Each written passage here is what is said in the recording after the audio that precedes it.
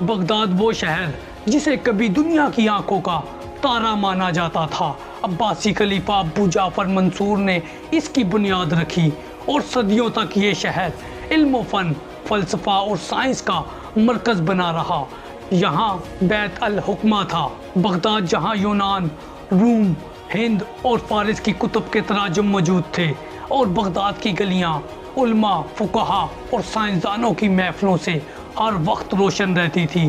یہ شہر صرف ایک دارالخلافہ نہیں بلکہ پوری مسلم امت کے وقار کی علامت تھا۔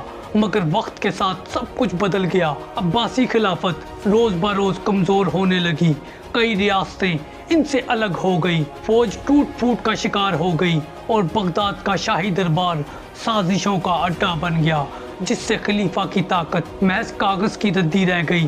اسی کمزوری سے دشمنوں نے فائدہ اٹھایا۔ دوسری طرف مشرق سے ایک طوفان اٹھ چکا تھا اور وہ تھا منگولوں کا طوفان۔ اس وقت چنگیز خان کی نسل نے ایشیا کو خون میں نہلا دیا، شہر کے شہر اجاڑ دیے، سلطنتیں زمین سے مٹا دی، اور اب ان کی نظریں بغداد پر جمی تھی۔